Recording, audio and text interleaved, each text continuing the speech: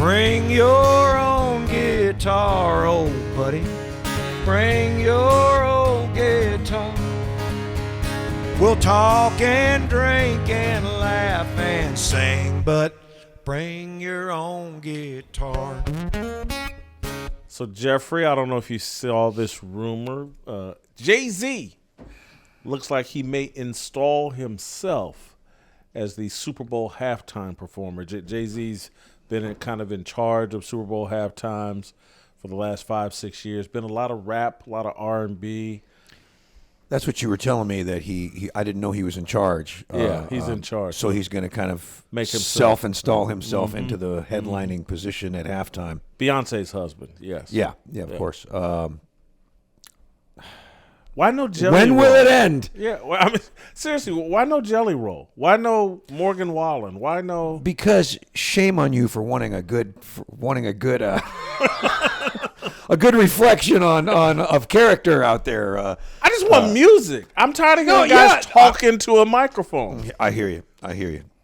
I and I grew up on rap music, but as did Jelly Roll. Yeah, as it relates to Super Bowl halftime, it's supposed to be wider appeal, and that's just like last year with Kendrick Lamar. I was like, what did you think of that one, by the way? It's terrible. Yeah. Most people have no idea what he was saying, what he was doing. It was the big song they celebrated is him calling Drake a pedophile. How's that appropriate for Super Bowl halftime? Yeah, like what were they trying to message there? What was the point of it? But to me, just listening to it, and I don't know if it's the audio, it just sounded terrible. It didn't do anything to me at all. Like oh my God, this is an amazing moment in music culture and history and to me, what we're in denial about, that I'm not in denial, but it seems like American culture is. These country music guys are killing it, man. They're singing soulful. They're singing music. Great soulful songs that have faith in them, that have meaning in them. And Jelly Roll's such a story of redemption that, the people that don't know him, that would see him and go, well, what's this guy all about? And they look him up and go, wow, this guy was in prison for 7 years and got out. And he's living the dream and he's giving back to his community. And, most people are not going to get that in a Super Bowl show, but gosh, let them find that out if they want to, that don't know him, The other thing is, if it's Jelly Roll, it doesn't matter if you know his songs or not. Yeah. His voice is so beautiful and powerful that the first time you hear, and again, with a rapper, you got to kind of know the lyrics, know what he's talking about. Anyway, I guess this is just my, but you know what? That's why I like BYOG, because we focus on real music. And so welcome you guys to BYOG, Jason Whitlock, Jeffrey Steele, and Carvin Walls. They're not carving walls. There's no G on Carvin. That's what I thought. It's Carvin Walls, and they'll explain how they came up with this name. Troy and Kelly Walls, welcome to BYOG. Hi. Thanks for having us. Yes. Yeah. Let's start with a softball. Okay. And I think I'm gonna go with Kelly, because I'm guessing. Did you come up with Carvin Walls? I don't remember Yeah, let's just say it's possible. It's possible. I usually come up with the good ideas, so. And so, Troy, how come you didn't overrule her? I know better. You're going to need to say that you did, so that when the band breaks up and you get back to, like Axl Rose bought the name from the rest of the. I'm kidding there, of course. All right, well, give us the explanation. Carvin Walls, how come? So I was originally Kelly Carvin. That's my maiden name. And then Troy Walls. And we were obviously two separate names at some point. And then we just put the two names together. Yeah, I know that's a really difficult It's story. an amazing story, Jason. So you put a lot of thought We into really this. did. It's an amazing story. Days and weeks. It's kind of earth shattering, career changing. I mean, it was really something. Don't forget to check out and hit that subscribe button for the BYOG Bring Your Own Guitar YouTube channel. Jeffrey Steele and I are hosting awesome musical guests with one-of-a-kind interviews and performances. Trust me, you're going to love it. Bring your own guitar. We actually did a project early on that we called the project Carvin Walls, and we were just going by Kelly and Troy at the time, and actually a lot of other people were just telling us like that's a really cool name for you guys. Yeah. You know? So kind of evolved out of that. Yeah. So actually, other people came up with our name because it was just an album name. And so a lot of people will think, well, these guys are carving into walls. Yeah. That was my Sure. first thought. Yeah. That was my first thought. Well, we've kind of incorporated that with Carving some down the logos wall. and stuff. Yeah, like we've made it look like it's like in a wall. We definitely try to play on it when we get a chance. Yeah. All right, so this isn't, for those of you listening, this isn't Donnie and Marie Osmond. You guys aren't brothers and sisters. You're married. How long? But I am from West Virginia, so It could be a possibility. And I'm not. Well, that just happened. You said we could talk about everything, right? What happened first? a little no resemblance, right? Yeah, what happened first, the relationship or the musical combination? It was actually kind of all at once, but I guess music first because we met at a writer's night. We met at Neighbors, and then we ended up going to Douglas Corner after. Which is not there anymore. Not there anymore. And we met at at Neighbors, and then we got to Douglas Corner, and he changed outfits, and I was like, okay. And we ended up in the round together because it was like the open mic night when we first moved to town, and I was on the right side and he was on the left, and there was like 2 or 3 people in between us. And I kept looking at him. I'm like, you look like the guy I just met. And turns out it was him. And he was really good. And then he asked me for my number that night to write. So then... to write, she said. No, he really was. You should get together and Right. write sometime. 3 a.m. texting me. And so... Got the song Booty Call I've been working on. Just an idea I'm playing with, right? No, so then we just... he came over to write. We did write. And our harmonies, like, right away were really cool. Yeah. It's almost like a family harmony, even though we're not related, everyone. West Virginia, I'm telling you. But and then we just, I don't know, my roommate was like, I said to her, he's kind of cute, right? And she was like, yeah, he's adorable. I was like, okay, I thought he was. Like, I was trying to figure it out. And well, he came over like a baggy shirt. Well, I met him, he had like a baggy shirt. He wasn't shaved or anything, but he came over like more fitted shirt. I'm like, okay, like there's something there. Yeah. And so, I mean, I am learning a lot today. Right? I'm learning a lot. Troy, let's keep it real. Okay, let's do it. You're from West Virginia. I am. And you meet this girl with this thick New Jersey accent. Oh, it gets better. Feathers in the hair. We're talking the whole full Janis Joplin thing happening at the time. Oh my gosh. It was legit. And so what were you thinking? A little country boy from West Virginia. Here comes this Jersey girl. Oh, it was absurd. I mean, that was I can say that when we first started writing together, it was honestly more experimental in my mind, if I'm being real. Because I'm thinking, you try to push yourself outside of the box in this industry a little bit when you can. And I'm thinking, she's got this whole pop rock thing going on, and this kind of modern day hippie thing. I'm like, this could be an interesting mixture. See what happens musically, and it was honestly more for that. It was pretty genuine, I think, when we first was trying to get together on it. So That's funny. yeah, there wasn't really anything more than that behind it. I didn't think she was my type. I assumed she didn't think I was hers. So. You never know. Opposites attract, y'all. And how long you guys been married?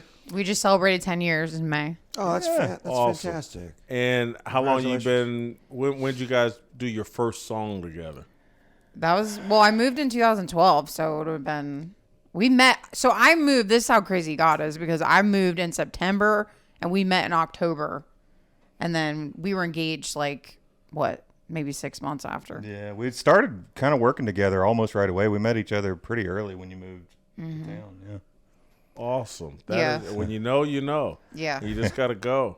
Did you actually finish that first song that you wrote? Did you? We did. We did. Little joke there. That was a little Yeah. Yeah. And then we went to a bonfire, and then Oh, tell me about that. I don't even remember, but then he came back and he was we were just like drinking, we were up all night drinking tea and talking. I was like, this is weird. Very interesting people, obviously. Yeah.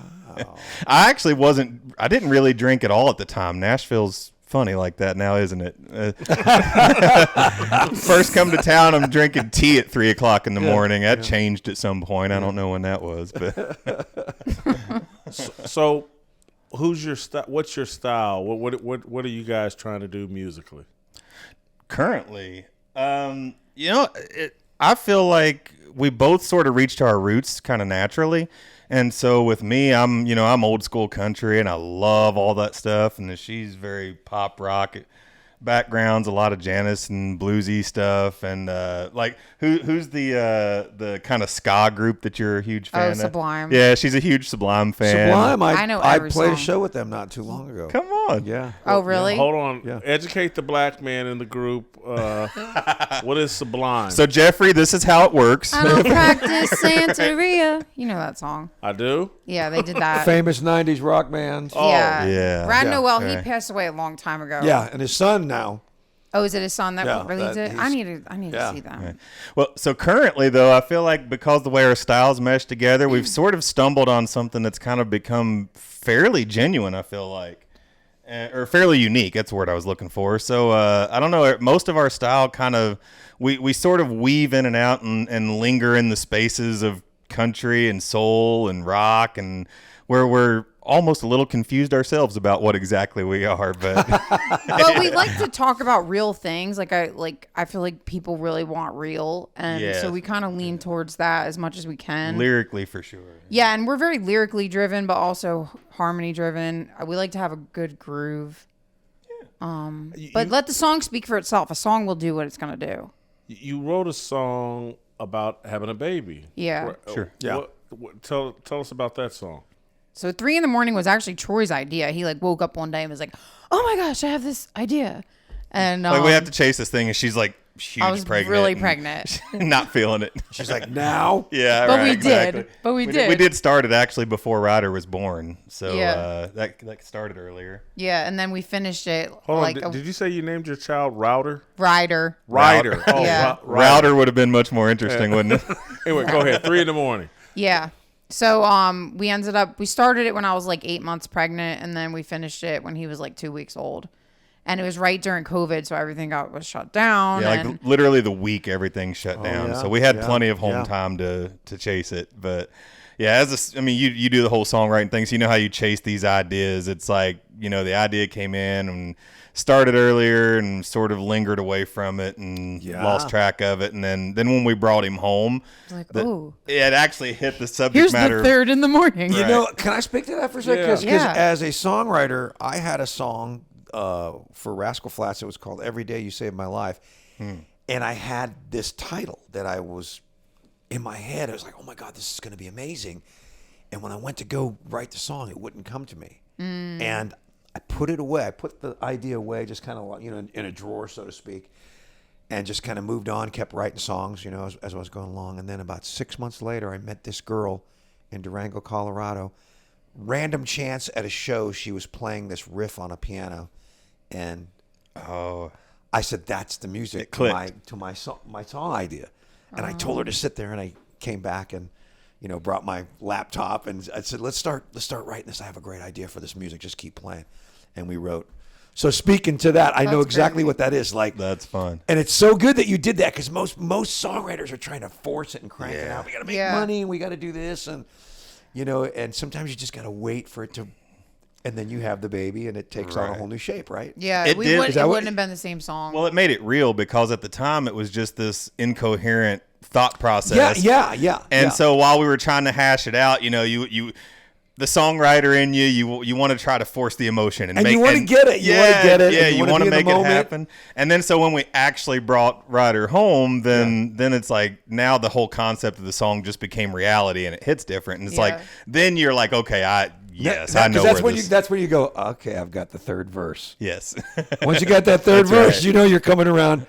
You're Yeah. coming around home, and the song's gonna be finished. Yeah. For sure. Yeah, that's awesome. yeah. The gist of the song, 3 a.m. How is it about your son, Ryder? What? Give me a few verses. The concept was really just the realization, and of course, songwriters have to play on words when we get a chance. But it was just it was like this realization. I was laying in bed one night, and of course, she's 8 months pregnant, and it occurs to me that we're getting real close to having another human in the house, just out of thin air. We're just going to we're going to come home one day and there's Yeah. I mean, it feels Maybe. a little like that, it's your first and it just kind of hit me, and it just occurred to me. I'm like, there is going to be a third person in this house just here.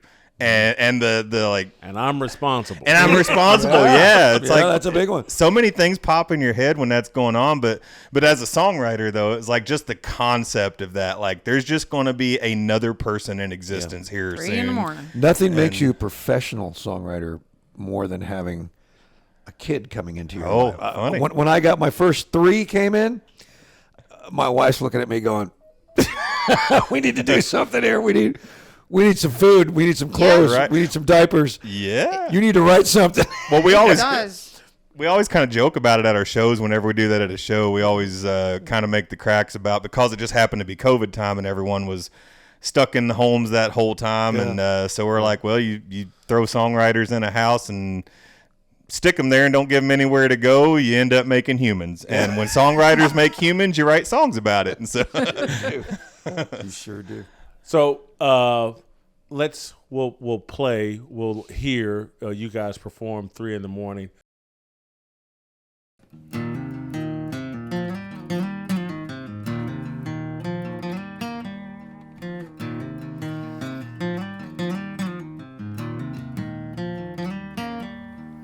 young, in love. She walks in crying, holding 2 blue lines in her trembling hand. Scared to death and trying to catch her breath. I said it's gonna be fine, there's plenty of time, we'll be ready for this. Tell me, where did 9 months go? Now it's 3 in the morning, she says it's time. Jump out of bed, stumble for the light, find the keys, get the bag, call my mom, call your dad. Then it's 90 miles an hour down a country road. If a Ford had wings, wouldn't seem so slow. Time sure flies.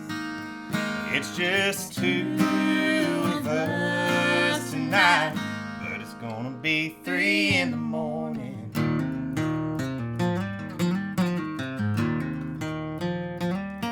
Candlelight, salt water and wine. Apparently that's the recipe to make a life. Had a little sunshine, dancing in the moonlight, mixing a little dream, and it leads us to tonight.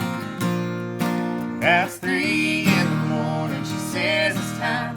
Jump out of bed, stumble for the light, find the keys, get the bag, call my mom, call your dad. Then it's 90 miles an hour down a country road. If a Ford had wings, wouldn't seem so slow. Time sure flies. It's just 2 of us tonight, but it's gonna be 3 in the morning. I guess you never know Oh, you never know. the way life's gonna go, but ain't that the way life goes? Now it's 3 in the morning, the baby cries. Jump out of bed, stumble for the light overnight. Just like that, I'm a mom. I'm a dad, so we buy a bigger house on a country road in a tiny old town. Life moves slow, but time sure flies. It seems like 2 of us was just the other night, but it's gonna be 3 in the morning. 3 in the morning.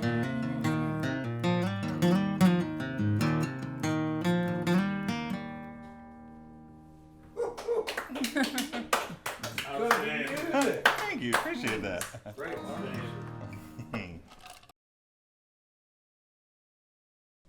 Great song. Thank Get you. the inspiration.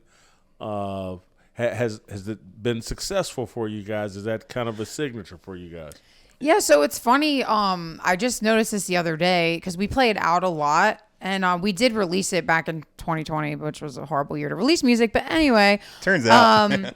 But like the other night I was out, and I swear at least 5 people came up to me and was like, "You do that song 3 a.m, right?" And I was like, "Yeah." But it's a really cool feeling because like not only do they like recognize me or us, I think I was out by myself that night, but like they like know that song and they love it and they remember it, and that's really cool. Like just coming up to me in town. Yeah. Well, it was interesting on the initial release because like she was saying, like all the program directors, again, it was that time of year, all the program directors had started working from home and they were pre-programming months and months and months out. So getting placement was impossible essentially at the time, unless you're calling in from Sony or Warner, you're not getting placement, so it was just a weird time. And so it was strange. Yeah. So that song got released and their like radio was out of reach for it. So it's been a really interesting slow build, like maybe different than anything we've ever kind of seen. And we do want to, I was telling him because of that, I was like, we need to start posting it on our social medias because we kind of gave up on it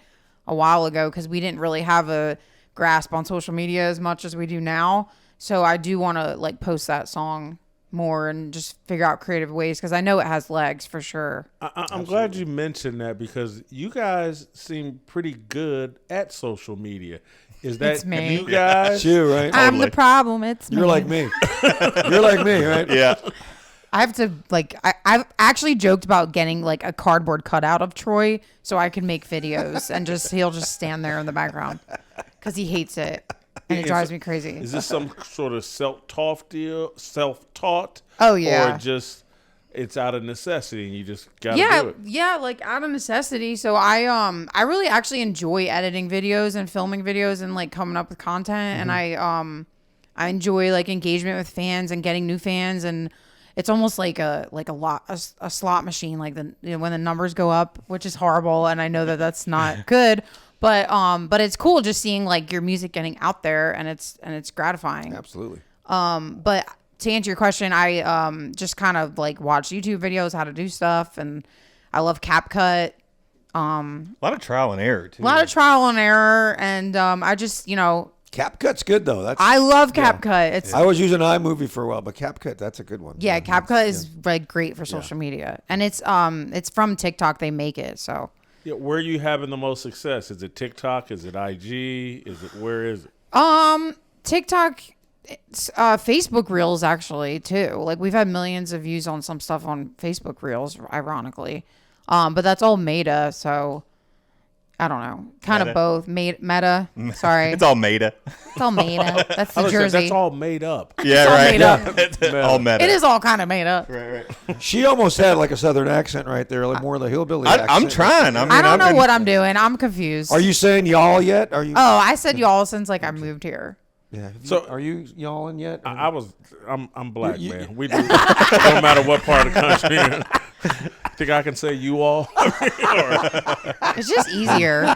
I'm just learning, apostrophe R-E, your or your. Anyway, right. I'm a writer. I'm joking. Jeff, though, tell me, and obviously, Kelly, you chime in here too as well, but when you are from New Jersey and have a New Jersey accent and sing country music, are there a lot of artists that have that East Coast accent that can pull off? There's a few that have done very well. One of them being, Phil Vassar, who was from Virginia, but more not in the country. He's more of a city boy. Sure. And he's got kind of a Billy Joel vibe to him. And boy, he hit it big in the 2000s. Phil Vassar had a lot of big hits, but I don't think the stigma's there. I don't think there's a big stigma there about being an East Coast or something like that, or West Coast anymore. I think Nashville's become a pretty open door to everybody now.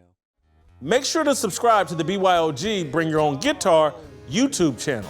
Jeffrey Steele and I will be bringing you exclusive interviews and performances with amazing musical guests. Don't miss out. But bring your own guitar. You're from New Jersey. Was country music big at your high school? No, I didn't even know. When I first moved to town, I would get offended if anybody called me country. And did you come to town like trying to do country, or did you what was the purpose? Like, did you just want to make your music known? I wanted to become a better songwriter, and I knew that this is where songs were written the best. Yeah. And I was like infatuated with the craft of songwriting, and I wanted to like be in the best place. So I ended up coming to Nashville, and that was that. Yeah. Is it just because there's so many songwriters here and there's an energy, or what makes Nashville a place to write songs better than sitting in New Jersey? I mean, yeah, just everybody comes here for that, and for whatever reason, I guess because this is just where it happens. And there was a big community of music in New Jersey, but to me, I just felt like I had to go to like another level of it, and I didn't quite think I fit in there. And I never hid from being from New Jersey here because I always thought it would give me some kind of an edge and be different than everybody. Sure. Which ironically, my publisher, he like loves that I'm from New Jersey. He thinks that's really cool. Because there's a lot of talent from New Jersey. Whitney Houston, Bruce Springsteen, obviously, Bon Jovi, Phil from Fish. The band Fish. That's right. He went to my college, actually, Mercer County Community College. Yeah. And then East Coast, you got, Aaron Lewis is from Connecticut, and there's quite a few. So I never hid from it, but also like just being here, just the culture does influence you. So. All right, you guys got a song that you're coming out with around the 4th of July, Taken. What's that song about? I'm going to come back to you on this. It's a true story. So right when I was moving to town, like right before, I was dating this guy, and like he just was just kind of iffy, and we ended up breaking up, which wasn't even a breakup because we weren't technically even together, but whatever. So then I moved to Nashville. The attitude starts coming out when that's... But I was really heartbroken about it. And then I met Troy, and literally like the day that we like hung out, this guy calls me. Troy had just left. We were like hanging out for a couple days.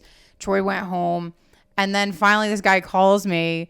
And he's like, "Hey, how you been? I just want to, see what's up." Did he go like, "Hello"? yeah, hello. But there you go. You do it better than I do. Yeah, when I heard that song, I thought of that too. But he's like, I'm really sorry, I messed up. That girl I started dating didn't work out. He's like, so I just want to see what you're into. I was like, kind of just met my future husband. But the funny thing is that we didn't end up writing this song till like almost 10 years later. Because our friend Ash Underwood came in with the title, and we just started talking about it, and I'm like, it took you back to the and I'm like, I went through this, like I could write. See what I'm saying? Like it wasn't the time to write about it at the time, and I wouldn't probably have been good enough to even like write it like correctly then. But anyway, but we ended up writing with Ash Underwood and Brandon Will, and it's a true story. So. Troy, she's writing a song about her ex-boyfriend. 10 years you're later. Married to her, so you probably feel pretty comfortable. Yeah, I mean, I'm comfortable in my own skin anyway. But honestly, beyond that, though, like from a logical songwriting standpoint, it's almost like you get to take on a different persona when you step into that world. Nothing's out of reach. Nothing's off the table. You're not offended by anything. You don't double question, you don't second think anything. None of that matters. You're just sitting there trying to portray a situation or tell a story or to bring an emotion or a thought to life. And I don't know, even if you know it's your story, in some weird way you still kind of separate yourself from it while you're creating it. At least I do. Yeah. Like that's kind of my process. I don't know. Yeah, when we can write all of her ex-boyfriend stories. I don't know. It's not real when we're writing it. But it's really our story because at the end of I'm taken, and I'm taken with him. So it is about us too. All right, so she brings it home. Let's hear Taken. You guys perform that, and then we'll talk about it a little bit more. Sure. All right, ready? Let's do it.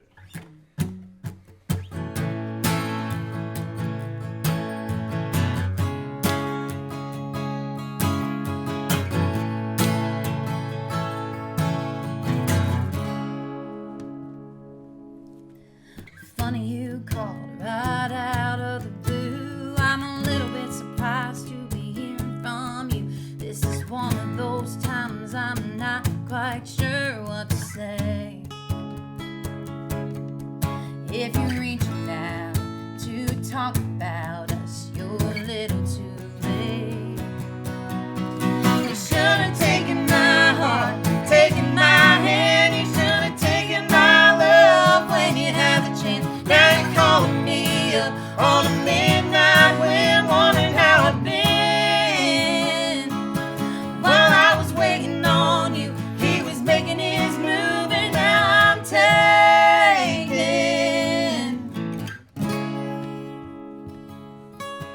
As bad as I hurt, I would have taken you back. There was a moment in time, all you had to do was ask, and I would have said yes to anything. Do you ever think what we could have been?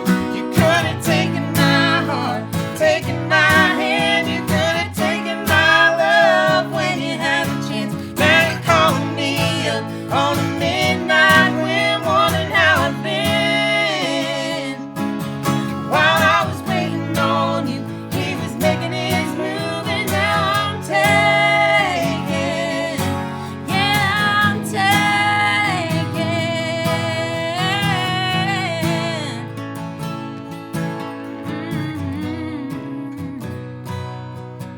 You could have taken my heart. You could have taken my love. Now you're calling me up on a midnight wind, wondering how I've been. While I was waiting on you, he was making his move, and now I'm taken. Yeah, I'm taken.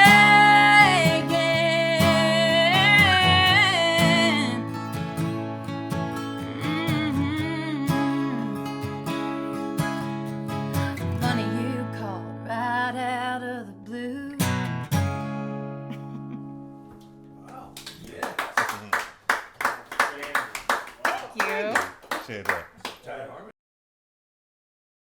Yeah, I think I've heard that song sang to me. Different lyrics, but I get the gist of that song. That's kind of the ultimate flex. You think Yeah. your ex-boyfriend has heard this song? I don't know, and I don't care.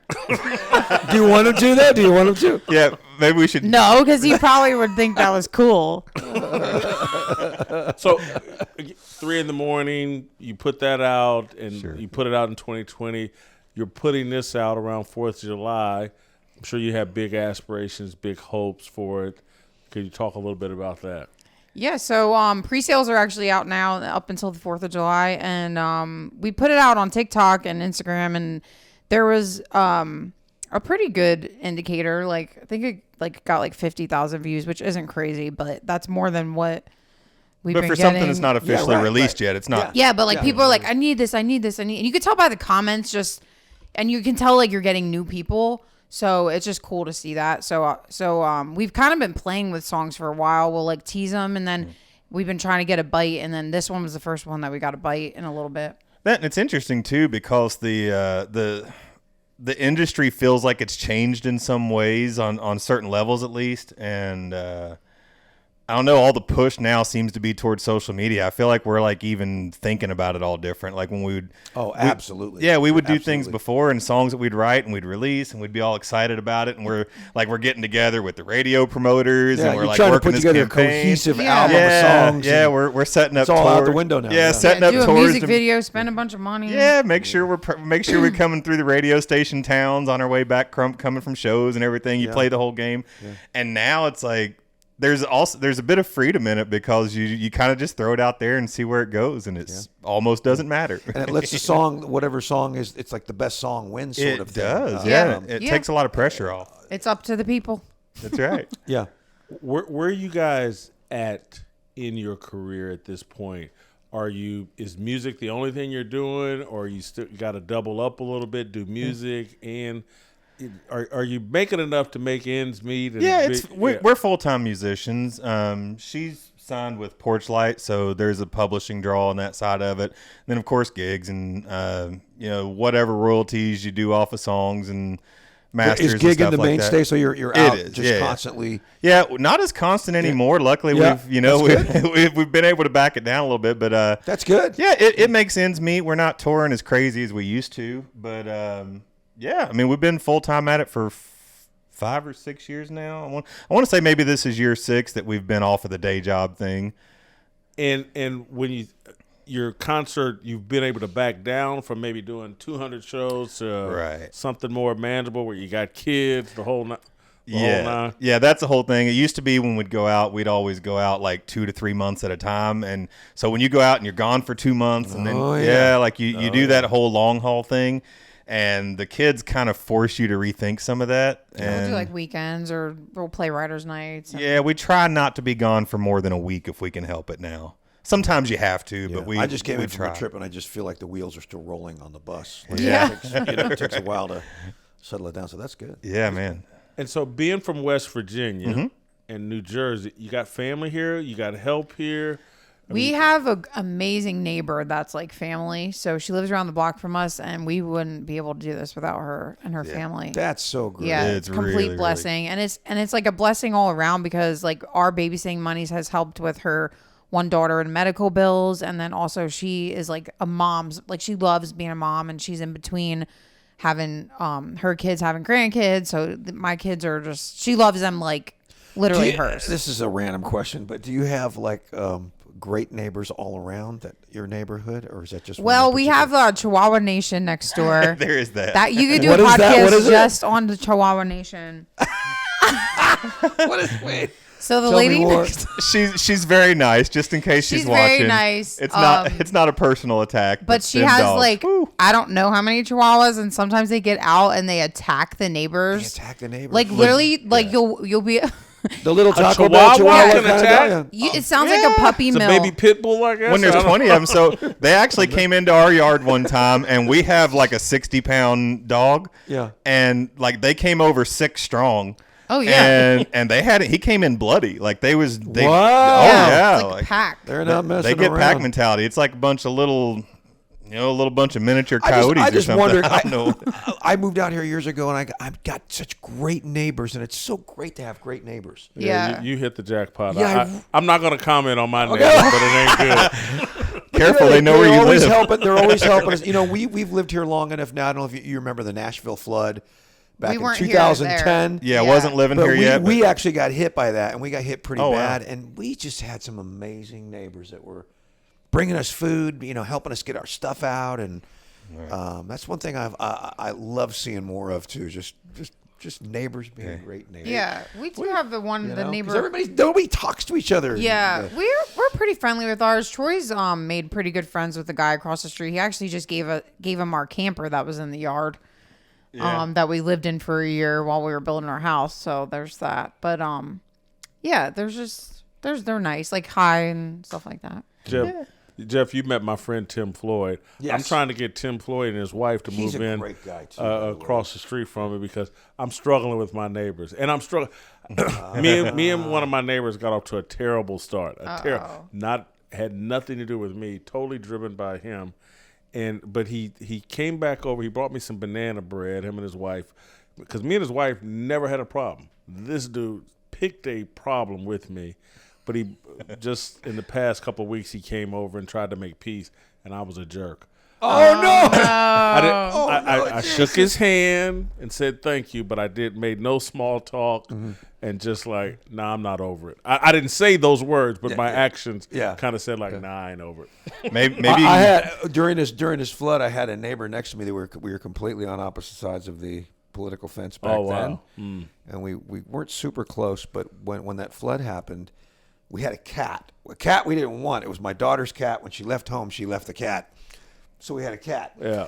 And so when all this water was rising up around our house, he came over with a canoe. Oh my god! And he said, we can put the cat on the canoe. I said, no, I don't want.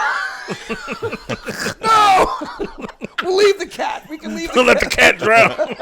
Oh my gosh! So we ended up rescuing my cat. I was like, Darn it! You were No. about to say something. Well, I don't even remember where I was going with that, but it did make me wonder about something. You had said that y'all were on opposite sides of a political fence. What do you think the chances are it had something to do with that? Does he like know who you are and know who I am, but I don't think we're on opposite sides of the political fence. So no. The renovation of my home took 13 months. And that's right. so you got those big trash cans they put out front for the work. The big We know all about He's just annoyed with you over that. And bitched and moaned. Sorry for using that word, but just and they started fining me $50 a day for the trash bin, and I can't let it go. And you know, somewhere down the road, they're going to have a construction project at their house and have a trash bin. He can't wait. You know it's going to happen. I hate to go into this kind of detail, but I'm down there. Yeah, we're getting off. The guy called my contractor without. I didn't even know it. I had never spoken to the guy. He called and started yelling and screaming, trying to curse out my contractor. Oh my gosh! And I mean, because I'm telling you, I'm totally clean in this. I did nothing wrong. Yeah, totally clean in this. But then turned around. He gets into a beef with my contractor, and then turns around and uses my contractor to build a brand new. Oh my god! There you go. That's hilarious. Front to his house. And so I need to let it go because it was funny when he came over here. My contractor was here, just happened to be here because now I'm working on my backyard, and I was totally shocked. My doorbell rings, and I just say, "Hey, come on in." And I didn't even know who was at the front door. You're like, never mind. And the guy walks in, and I've never seen him either. He calls me all these problems. I'd never seen him. And he comes over and says who he is. He's got something in his hand and all this other. And I just said, thank you. And that was it. And my contractor kind of looked at me and like, that was kind of cold, man. You could have made something more. Every other neighbor that has come by or said something, I'm like, hey, take a tour of the house. Anytime, blah, blah. I think last time we did BYOG, one of my neighbors was here while we were taping, and they were just walking all over the house, checking it out. But I need to let it go. I got to work on forgiveness. Yes, forgiveness is a big thing because it only affects you. But I was just curious about that when you said you had somebody that watched and helped out with it. It's really great. Our babysitter, we can they're right there in the same neighborhood. We can see the back of her house from our front porch.